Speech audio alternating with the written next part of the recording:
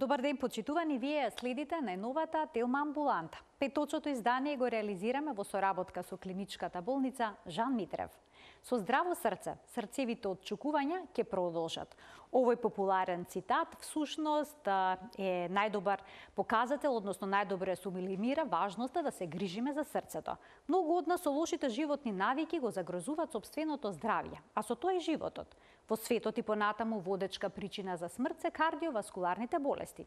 Па постои ли нешто едноставно што можеме да го направиме за да го подобриме здравјето на овој мускулен, витален орган? Треба да научиме да си го заштитиме срцето.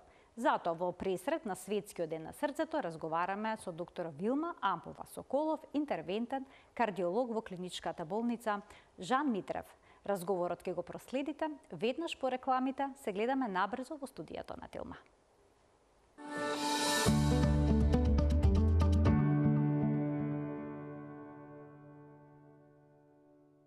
Оваа година темата на Светскиот ден на срцето е активниот пристап може да спаси животи.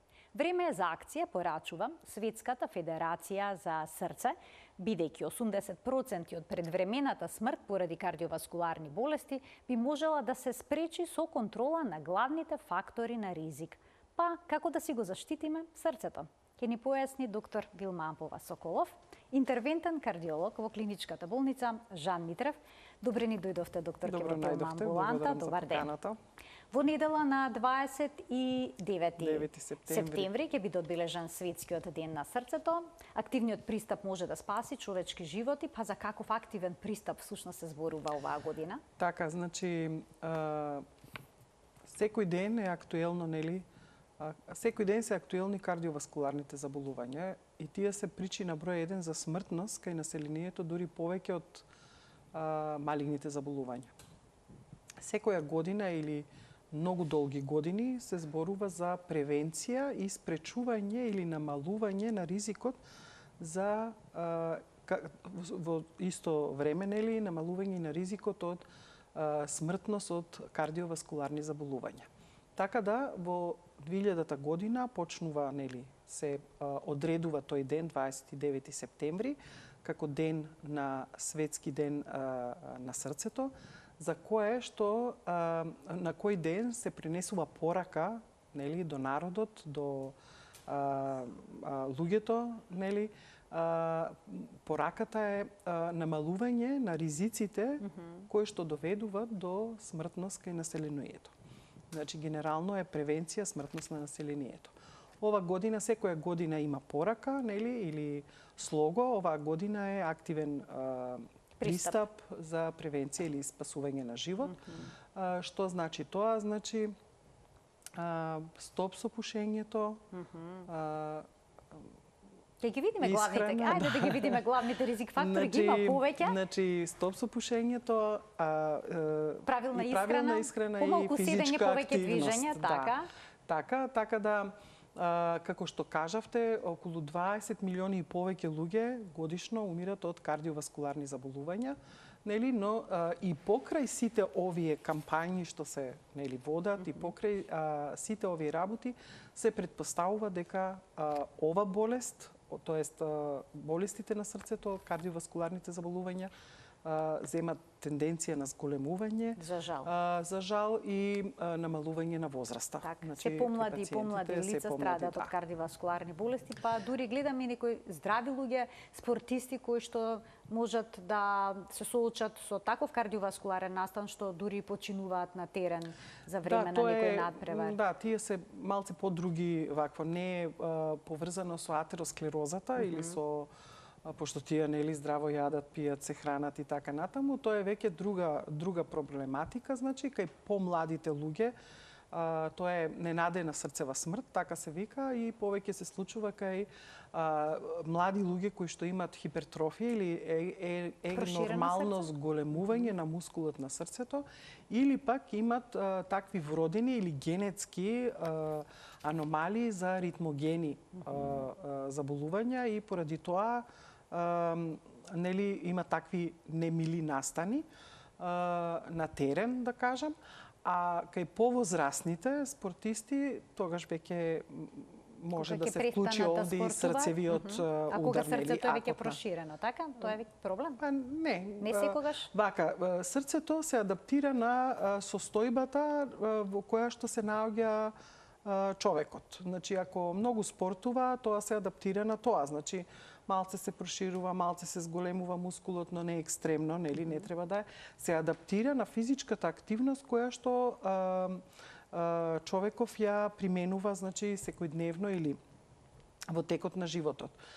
Затоа и кај спортистите, нели, имаме, така да речам, спортско срце, тоа е малку проширено и малку зголемено мускулот на срцето, за да може тоа физичко оптеретување што го прави секој ден, го практикува секој ден, нели, да одговори на срцето се адаптира да одговори на таа физичка активност, нели, која што ја практикуваат секојдневно.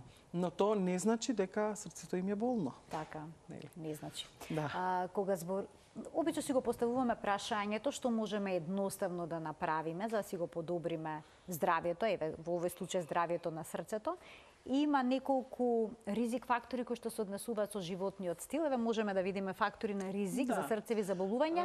На едните може да се влие, на другите не може. Не можеме да влијаеме на возраста, полот и болестите во семејството. Така, овде сакам сакате да додадете уште нешто? Не, сакам да го ставам као примерно факторите на кои што не можеме да влијаеме, тоа е возраста, полот и генетиката. Значи, скоро сите болести ние си ги носиме, нели, со генот, но не треба така да се опуштаме, нели, затоа што има и болести кои што се појавуваат деново.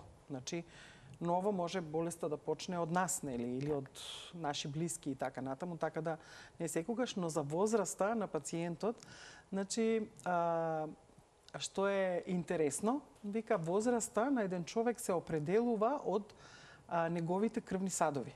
Значи, возраста на крвните садови ја определува возраста на пациентот. Значи, ако крвните садови ви се болни, нели, на 40 години, многу имате атеросклероза и така натаму, запушувања, инфаркти и така натаму, значи, тоа според крвните садови, тоа е постар, нели? Значи, возраста е поголема. Значи, некој на 80 години може да има нема ништо здрави крвни садови, тоа значи тоа лице помладо, тој на 40 што има нездрави крвни садови. Што е интересно, нели? Затоа сакам да го потенцирам, нели? Дека не е само тоа е стар, па, нели, ова и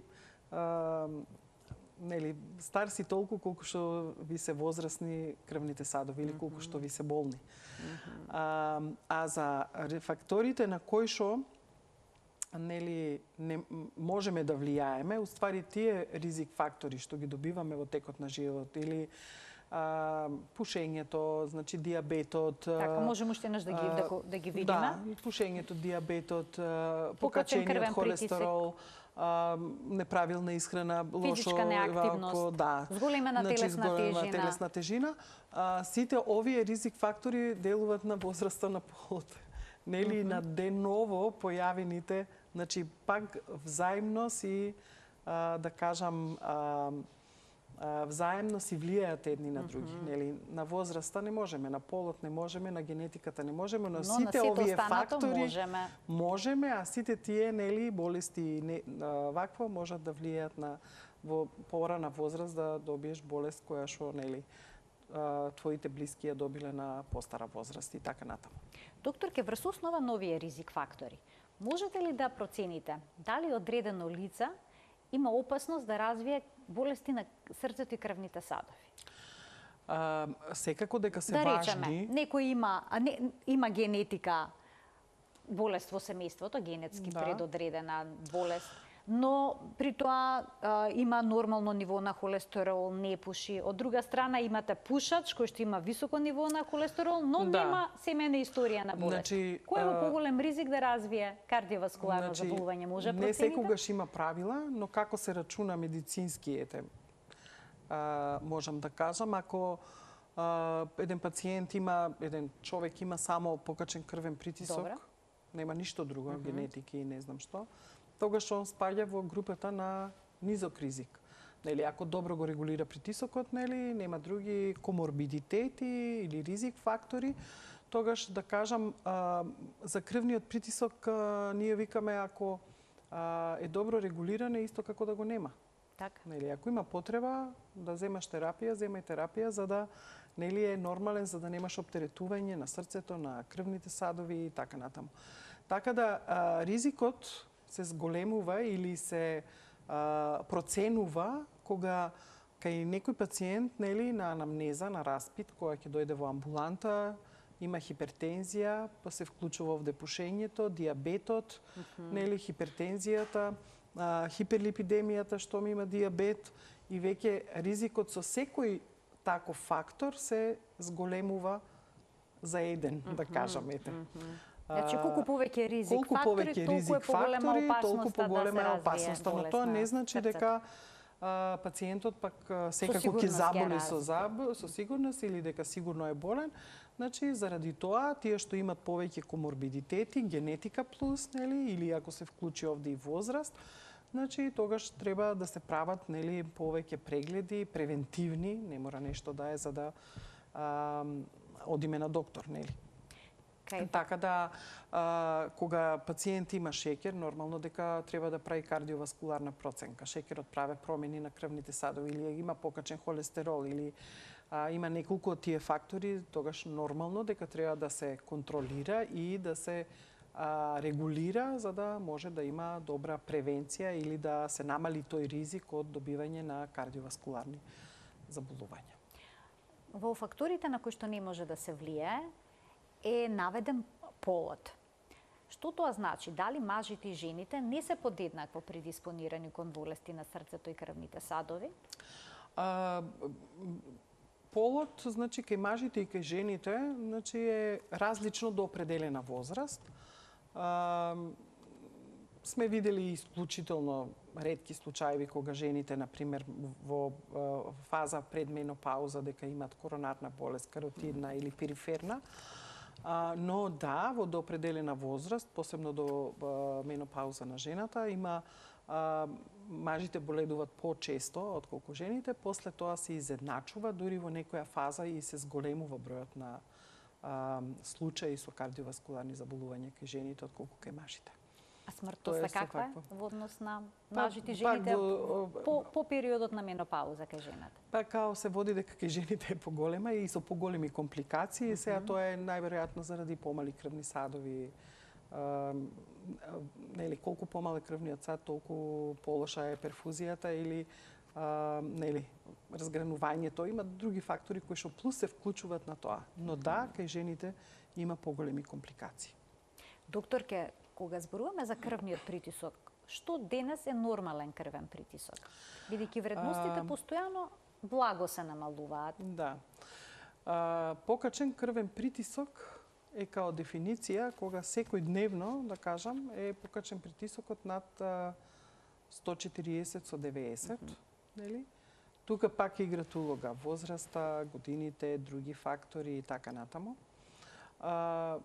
Но сакам да потенцирам дека кај пациентите кои што се со висок ризик, тоест тие што имаат и други фактори, нели, кои што се со ризик од као хипертензија, као диабет, хиперхолестеремија, као пушењето, тогаш значи крвниот притисок и плюс имат генетика за кардиоваскуларни заболувања, тогаш 135 со 85 се води као висок, низок, висок крвен притисок. Како рекоте? Низок, висок крвен притисок. Значи тоа е нормален као притисокот, но тоа е во група каде што треба притисокот да му е помалку од 135 со 85. Значи дури и такви категории има. Значи тоа си имаме ние гајдлайнс и правила, нели, како тоа оди и така натаму, значи кај тие пациенти кај што е се висок ризик, кај што имат повеќе коморбидитети, генетика, значи притисокот треба тоа што значи, значи притисокот го оптоварува срцето. Значи отпорот или притисокот во крвните садови го зголемува кога е покачен. Со тоа се прави ризик, значи од нели што ми има толку коморбидитети, претпоставуваме ние не можеме секаде да знаеме точно што се случува, нели, значи предпоставуваме дека секаде во целиот организам може некаде на некоја артерија да има плака, таа може да пукне, нели, според подвисок притисок, нели, и плюс другите фактори кои што ги има, и со тоа да се донесе до инциденти, инфаркти, мозочни удари, емболии на крвни садови на рацете, нозете и така натаму. Така, докторке, но повозрастните лица кои што имаат коморбидитети, кои што се стремат лекарите да го нормализираат, да го сведат притисокот на идеално 120-180 или ниско висок што рековте 130-190. Добро, тоа се определени услови, само го потенцирам дека све е индивидуално и дека се проценува според пациентот. Има генерални правила, но тие правила се применуваат, значи има подкатегории секогаш. Е така. Но понекогаш тие пациенти се жалат дека не се чувствуваат добро кога притисокот им е нормален. Зошто е тоа така? Возрастните луѓе, значи имаат вртоглавици, а нормален е притисокот. Да, значи кај возрастните луѓе има друг момент каде што нели кај нив може да се случи да има 150 со 60 притисок. Значи разликата во горниот и долниот притисок да е многу голема. Што значи тоа? Тоа значи дека кај нив со годините се намалува тој еластичност на крвните садови. Значи тие стануваат помалку еластични, помалку такви мазна мускулатура, помалку се подвижниот и нели артериите пулсират. Тука имаме еластични еластицитетот на ова е кога си помлад е поголем. Со текот на годините стануваат поригидни, значи еластичноста се намалува и така да притисокот кај нив може многу брзо да се качи многу висок и многу брзо да падне низок. Нели затоа што нема тој компензаторен, да кажам, механизам на некој начин за да нема такви скокови и падови. И тука е веќе и микроциркулацијата, нели?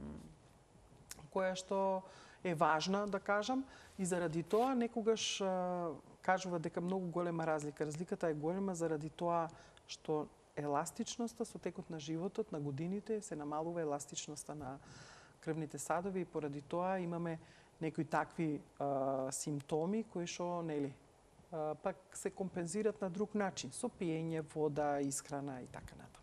А кој покачен притисок е поопасен за срцето, долниот или горниот? Диастолниот. Кој е тој? Тој е долниот. Долниот. Да.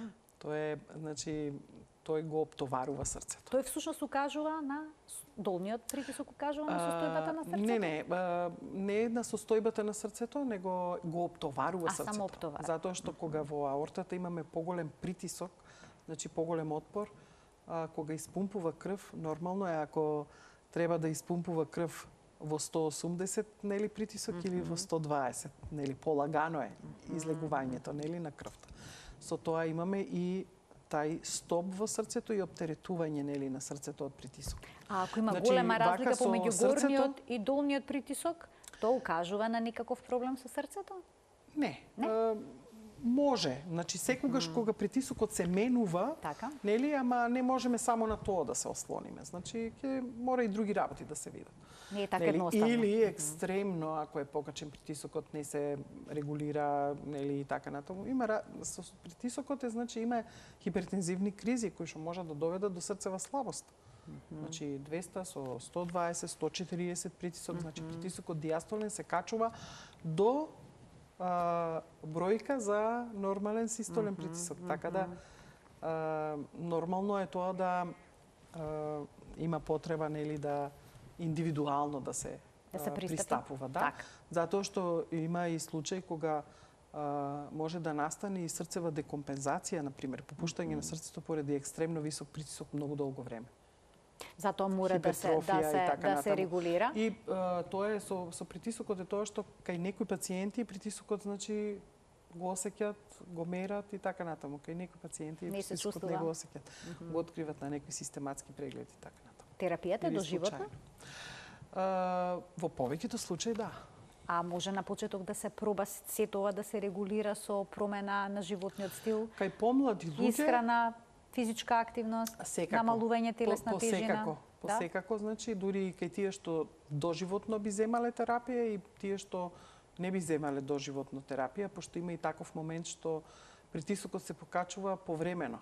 Значи, нема хипертензија постојано, а повремено се качува, и кај пациенти кои што треба да земат терапија, нели?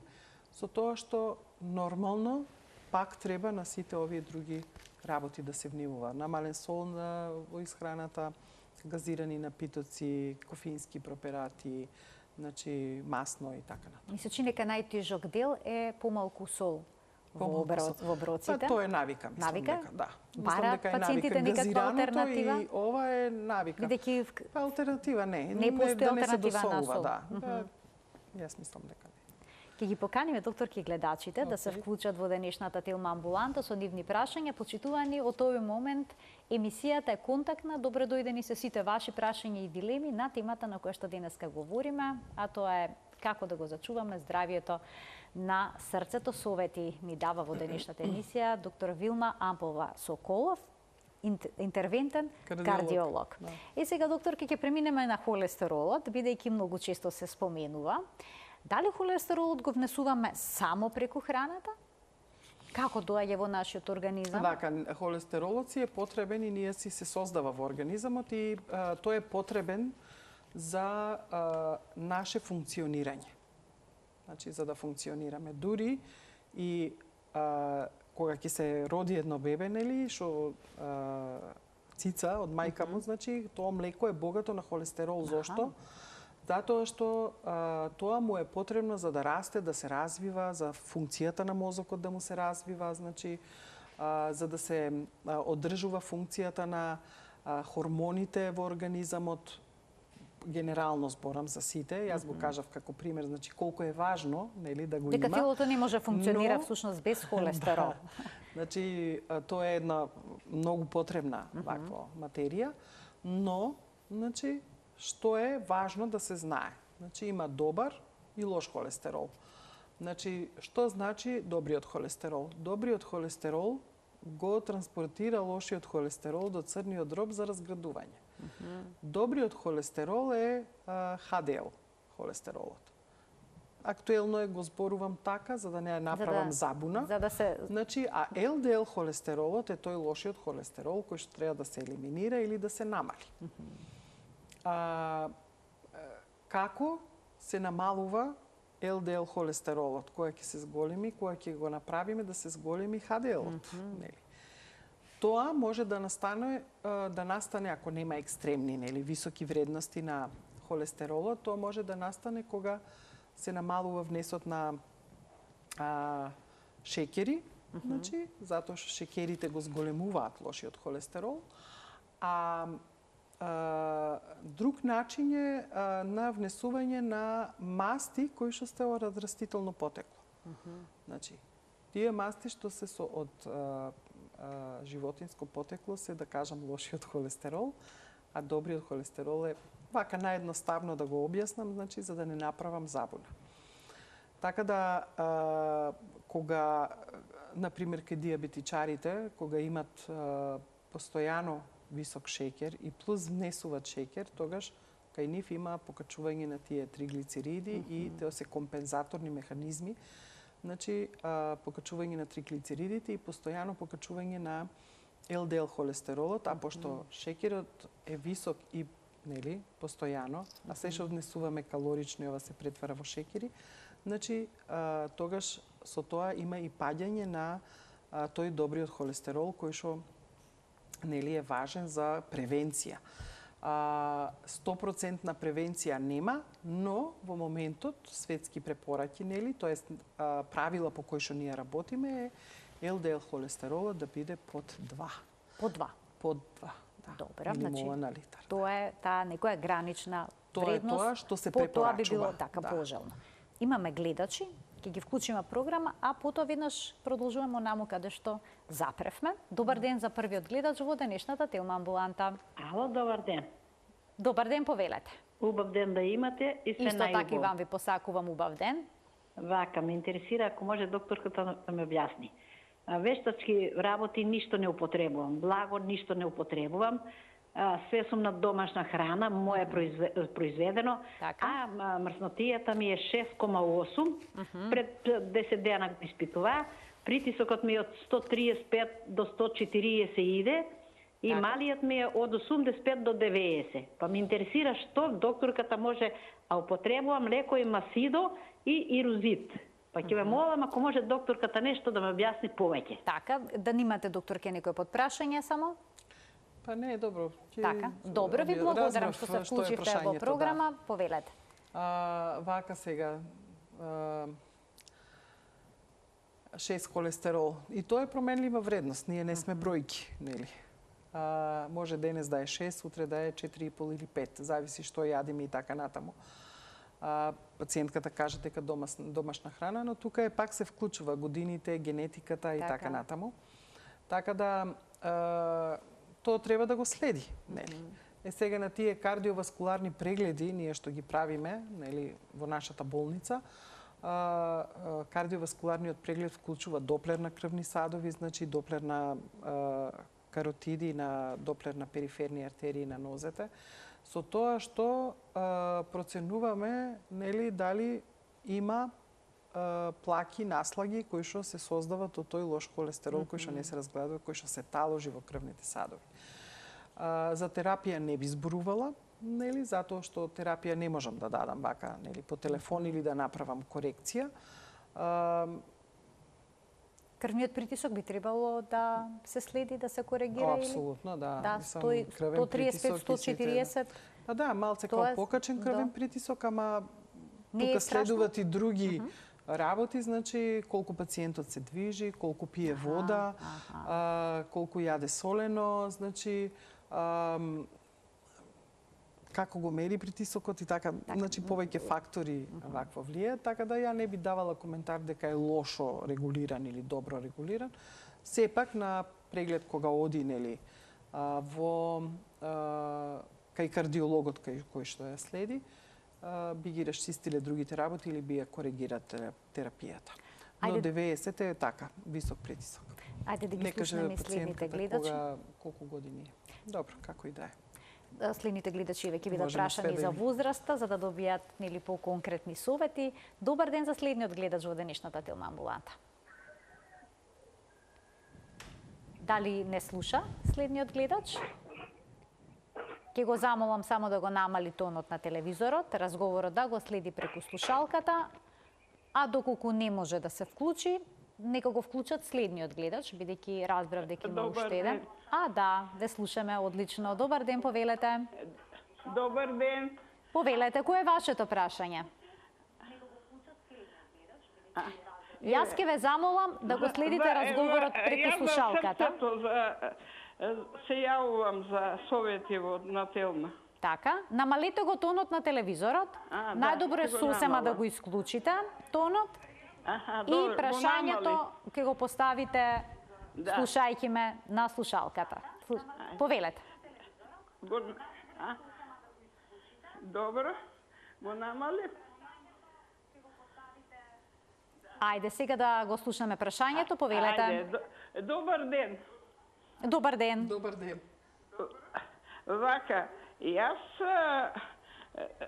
пијам многу лекови. Имам и шеќер, имам и аритмија, имам и щитна звезда. Така.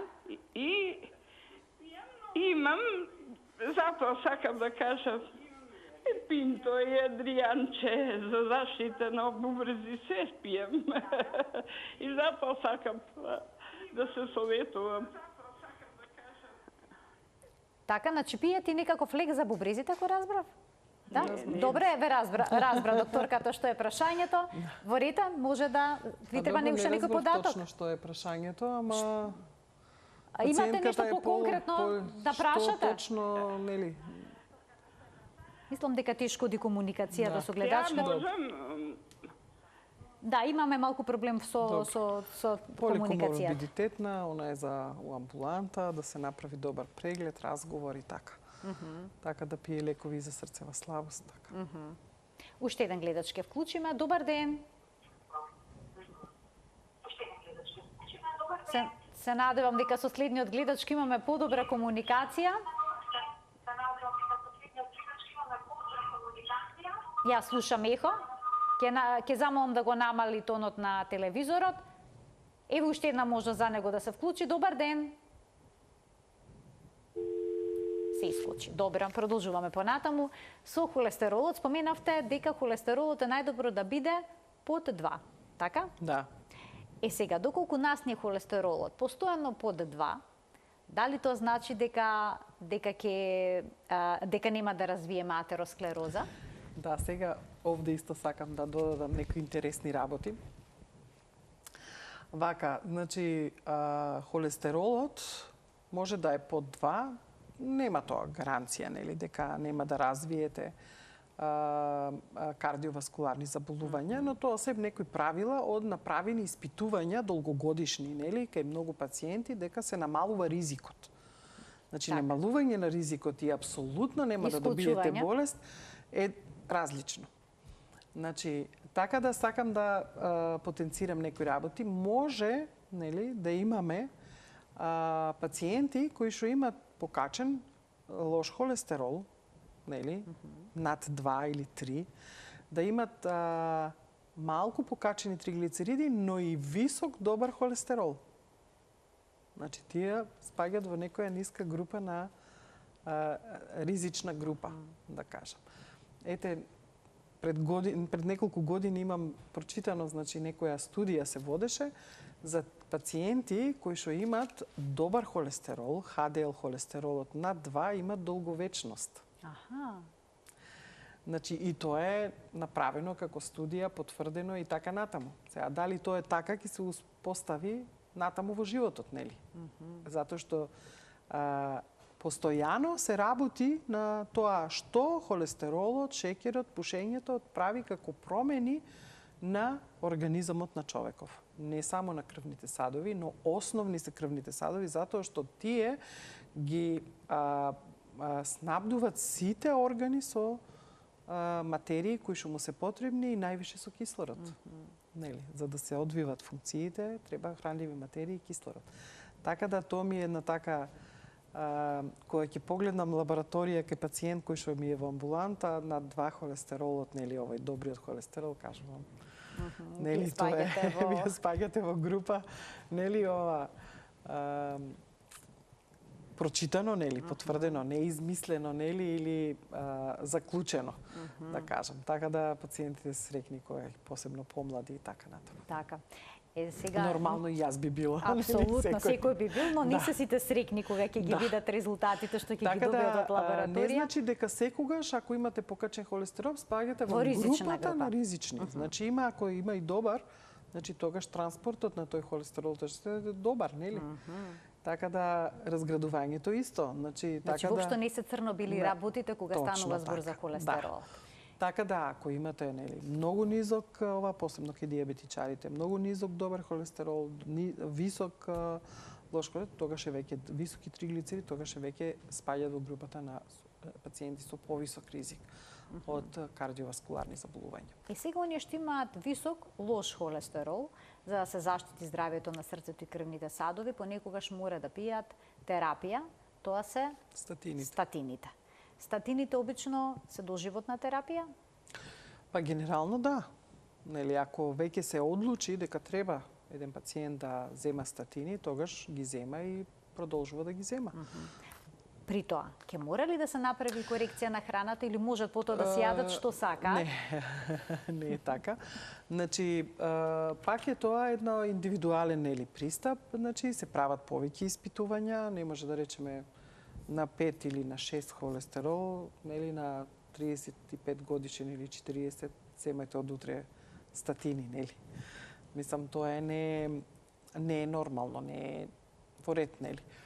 Ако пациентот, например, има повеќе коморбидитети, направени се добри испитувања, ехо, стрес тест или, не знам, магнет на срце или срце, компјутер или испитани се крвни садови, зависи во која фаза е, какви симптоми има, тогаш да, посекако е подобро, значи, да зема ако спаѓа во таа група на висок ризик од кардиоваскуларни инциденти, затоа што значат статините за организмот кој ги земаме.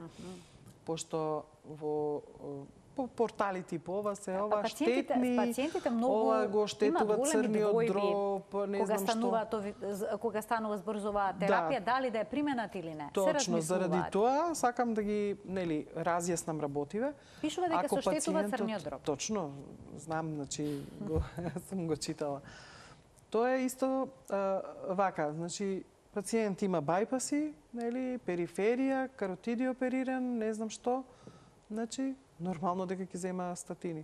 Нели, тие му се антиинфламаторно или антиалергиско на некој дејство на тие плаки, пошто ние не ги заштитуваме само работите кои што сме ги откриле, сме ги третирале, а го заштитуваме крвните садови во целиот организам, пошто ние не знаеме секогаш и на друго место дали не се појавило.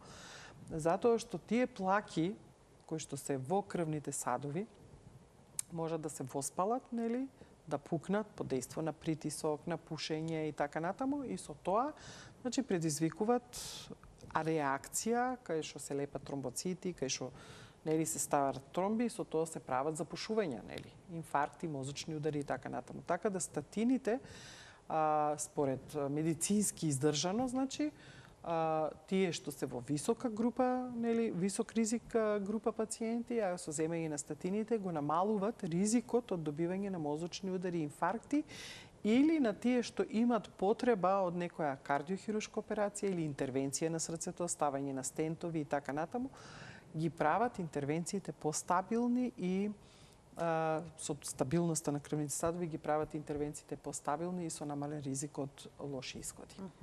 Билат повеќе движење, помалку седење, тоа е рецепт исто така за здраво срце, но какво движење и каква физичка активност се препорачува? Дали можат сите да бидат под еднакво физички активни?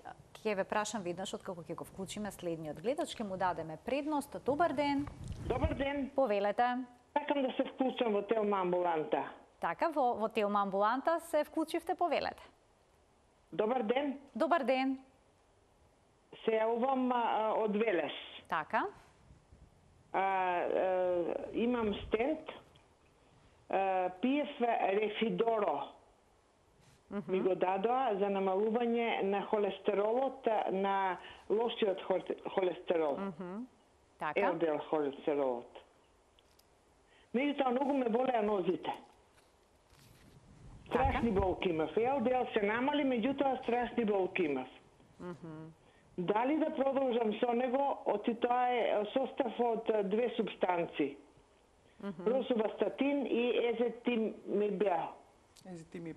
Така, значи дилемата вие што понатаму, дали да продолжите со истата терапија? Да, многу ме болат нозите, мислев дека неуропатија без на неуролог и сега Росвера, пием од 10.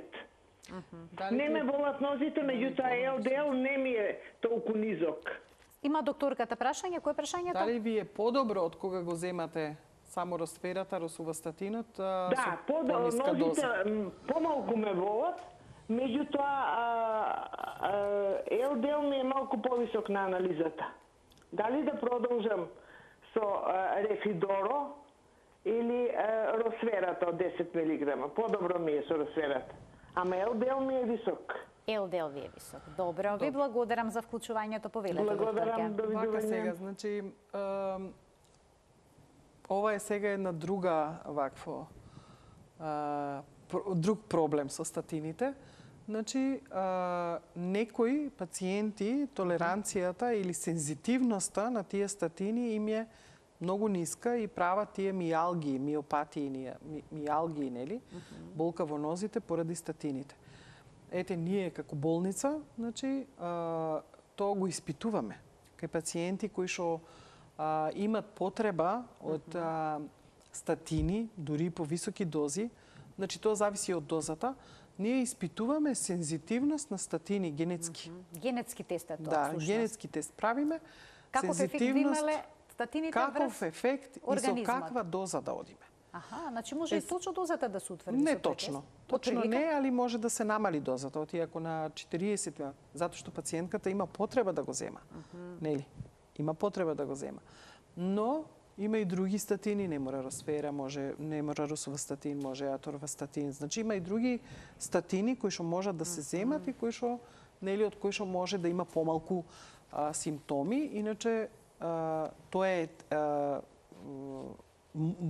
најверојатно од росувастатинот, не е од езетимибот, што е во лекот. Тоа се нови лекови кои што се многу подобри од као монотерапија, ова се као 2 лека во едно, за регулирање на точно баш на маснотиите и на тој лошиот холестерол. Има пациенти кои што комплетно се нетолерантни кон статините? Има, да. Има и во тој случај има некоја алтернатива. Видите, статините се како и сите вакво, како и сите лекови. Сите лекови имат добри и лоши страни. Сите лекови кај сите пациенти не делуваат исто. Значи има пациенти кои што не толерираат едни или други лекови, така да тоа е индивидуално. Али затоа пак имаме можност да го испитаме. Така, тоа е голема предност. Предност. Така. Уште еден гледач ке вклучиме. Добар ден за него. Ало. Повелете. Го очекуваме вашето прашање. Ало, добар ден. Добар ден. Прашање до доктор Вилма. Така. Доктор Вилма, вие пред 10 години на мојата сопруга имате направено коронографија. Од се срце ви благодарам за овие 10 години. Нема никаков проблем. И покрај тоа што кај вас се направени и неколку контролни прегледи, до ден денеска се осеќа прекрасно. Мораме во најскоро време да ве посетиме. Моето јавување е не за прашање, туку за една голема захвалност така. до вас. Поздрав до вас И и да до ви сопругата и ве чекам на све контрола. најубаво. До гледање. Поздрав и до вас. Пријатен ден. Ви благодарам што се вклучивте. Се надевам дека вашата сопруга и во иднина ќе има добро здравје. Секогаш убаво кога ќе слушнете пациенти на кои што животот им добил подобар тек по некоја интервенција. Тоа е уствари целта на нашата работа. Еве сега, доктор, ке стигнавме до физичката активност. Има пациентка, сега слушнавме, која што има и некаква интервенција на срцето. Дали таа би можела, дали пациенти кои што има некаков кардиолошки настан, кој што направена интервенција, дали се препорачува физичка активност, бидејќи физичката активност е дел од превенцијата за срцеви заболувања. Точно. Дали можат луѓето кои што имаат некаков кардиолошки настан да вежбаат? Препораките, значи, што се 3 пати неделно по 30 минути.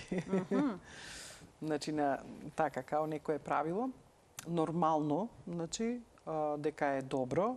Не се зборува за превенција за кардиоваскуларни заболувања, значи, не се зборува за не знам какво активно спортување или екстремно и така натаму, значи се зборува за пешачење. Пешачењето е доволно? Пешачење. Пешачењето мислам дека е супер доволно, нели, за тие што имат проблем, нели, и пред се проценката колку можат тие да се движат, нели, обично да кој се е процени повозрастен. оптоварувањето. Да се процени. Иначе, да, посекако, тоа се препораките. 3 пати по 30 минути као превенција пешачење, нели, за кардиоваскуларни заболувања. Нормално не може некој пациент кој што има со инфаркти, намалена ежекциона фракција да оди да планинари, на пример. Или да спортува екстремно. Така да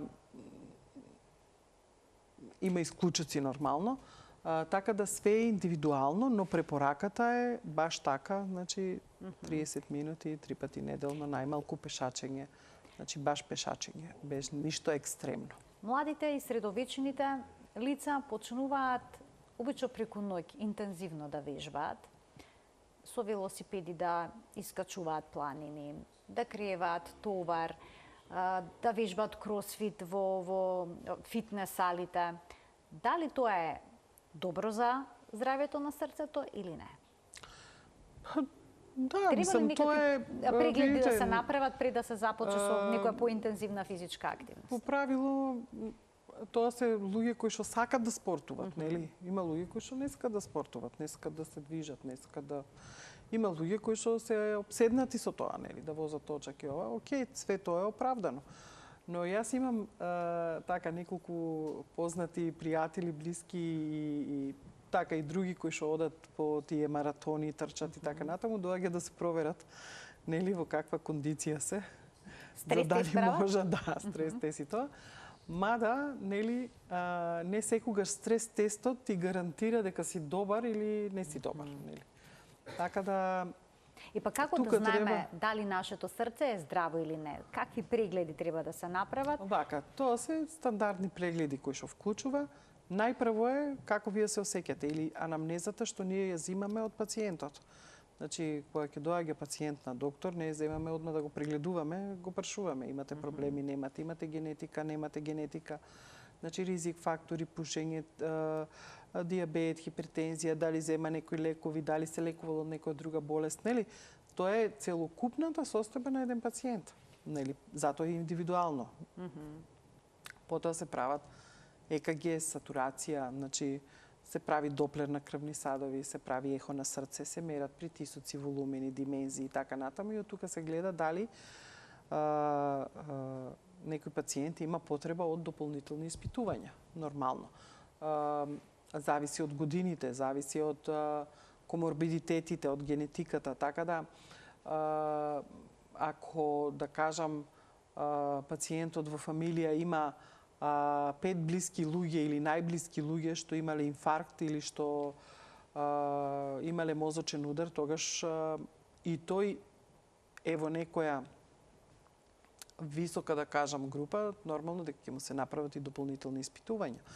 Нели, стрес тест, компјутер, зависи од тоа, нели, што ќе најдеме на првичните или на првичниот преглед, нормално. Има пациенти кои што се млади, нели, кои што немат никакви коморбидитети, се прави стрес тест, се прави, значи се проверува физичка кондиција или кондицијата на срцето. Значи со стрес тестот, например, може да се определи колку брзо еден млад пациент се оптоварува и колку брзо се враќа во нормала. Значи кога ќе се прекине тоа баш оптеретување, нели, според висина, тежина и години на пациентот. Така да све е индивидуално, не можеме да направиме заклучок на овој пациент ќе му правиме ова, на другиот не. Ако пациент, например, дојде со градна болка, нели, нелагодност, заморна вообичаена физичка активност, нормално дека нема да му правам стрес тест, ако не може да качи 10 скали, ќе му направам коронарографија. Или ако има нејасни симптоми, значи спаѓа во групата на многу висок ризик, тогаш може да му направиме калциум скоринг и компјутерска коронарографија, нели? Не мора да оди све инвазивно. Има инвазивни и неинвазивни методи. Имаме спироергометрија сега, значи за сите спортисти, кои што во исто време се проценува, значи какво му е дишењето, капацитетот на плуќата, потрошувачка на кислород, значи и во исто време се проценува, значи резервата на срцето, колку брзо се уморува, на какво ниво на оптеретување, каква потрошувачка на кислород има. Значи има многу испитувања и многу можности и најстрашно е само тоа кога се игнорират симптомите, нели, или пациентот е млад па ништо му нема, значи да, тоа можеме да го провериме, да го докажеме, нели дека е така и после да кажеме да, вие немате ништо, али сме го потврдиле, докажале затоа што на вистина во денешно време, во модерната медицина, значи има многу испитувања кои што можат да се направат за да може пациентот да добие правилен третман и правилна заштита. Така, велате дека жените подоцна се јавуваат кај кардиолог кога имаат некаков проблем. Сега веќе сите се јавуваат. Сега се јавуваат на време, значи расте свесноста. Сега расте свесноста, да, и покрај тоа што смртноста и ова се повеќе и повеќе се зголемува, значи секоја година. За жал. Ќе ги вклучиме и гледачите во продолжение на денешната емисија. Добар ден. Добар ден. Повелете. Се јавувам од Струмица. Така. Маш ми пациент на докторката беше кај ња во јуни месец и му препиша лекове Аторобокс од 20, кардоперин од 100 и помпичка Флексотиде. Дали треба стално да ги прима или да ги прекратаме? А какви проблеми имате, не кажавте? докторка има потреба од надополнување за... Не разбрав, ама Значи, вака, 3 лека? Терапија, вака, јас сум секогаш достапна за пациентите, значи немам никаков проблем да се јавам на телефон, да бидам во контакт со нив. Апсолутно никогаш. Дури терапија вакво, кој ќе дадам првично кај некој пациент, давам визитка за да биде во контакт со мене и така натаму, но терапија никогаш, ама баш никогаш не сум пишала на телефон или сум ја сменила по телефон или сум коригирала нешто преку мејл. Не, беше кај неа на преглед беше, не по телефон. Без разлика. Така, но сега е по телефон. Но сега е во телевизиска емисија преку телефон. Може да ми се јавите, да ме побарате, ќе се договориме, да погледнам целиот наод, да видиме што и ќе ви кажам, нема никаков проблем. Така, значи Тоа сакам обратете се да до кажам дека докторката. сум достапна за да не биде вака по телевизија, а баш да видам све што сум видела и така натаму. Така, може да коригираме за корекција или на терапијата е потребно да се види целокупната слика и состојбата да на видам, пациентот. Нели, јас се сеќавам горе-долу на сите пациенти, така да не знам, тоа ми е некое вако. Така, значи да се јави пациентката повторно да ми се јави да ме побара, преглед. значи за консултација за да видам што се случувало и што како натаму. Имаме сосема малку време до крајот на денешната емисија. Еве јас би прокоментирала и за зголемената телесна тежина. Дали зголемената телесна тежина е секогаш ризик за кардиоваскуларното здравје? И дали со регулирањето, со нормализирањето, драматично се менува нешто? Да. Покачувањето на телесната тежина нормално дека е причина за покачување на притисокот, за покачување на шеќерот, значи покачување на маснотиите. Не секогаш е правило, но да, тие пациенти се со многу повисок ризик од добивање на повеќе коморбидитети, да кажам. Значи, сега зависи годините и ризиците што ги носат пациентите, но секако дека со регулација на телесната тежина, со промена на начинот на живот, на исхрана, физичка активност, дека секако дури некои пациенти им се исклучува терапија за хипертензија, диабет и така натаму. Дали секогаш кога некој пациент има зголемена телесна тежина, пак има хипертензија, покачен холестерол, треба ли секогаш да се проба да се на почеток да се намали тежината, да се намалат животните навики пред да се преиде кон терапија? Дури да нема, да кажам да нема такви коморбидитети, покачен притисок, хипертензија и така натаму, се редуцират, значи за да не добие во текот на животот. А доколку се нормализираат одредени параметри со промената на животниот стил, дали тоа е гаранција дека се ќе биде во ред во иднина? Гаранција нема за никогаш. ништо и никогаш. Така, ви благодарам, доктор Вилма, многу за вашето денешно гостување. Проговоривме за сето она што е поврзано за поголемиот дел кога се работи за превенцијата. Секако не можеме да фатиме во една емисија се, но превенцијата е многу важна за да се зачува здравјето на срцето пред се, и тоа е всушност пораката на Светскиот ден на срцето кој што ќе се одбележи во недела. И верувам дека свесноста на луѓето ќе се поткрене за тоа дека со мали промени во животниот стил може да направат многу за своето здравје. Точно така. Ви благодарам уште за гостувањето. Благодарам на поканата. Се надевам дека бев корисна за гледачите. Верувам дека пораката допре до гледачите. Почитувани, ова беше уште една емисија реализирана во соработка со клиничката болница Жан Митрев. Ви благодарам за вниманието со кое што не следевте и ви посакувам пријатен ден.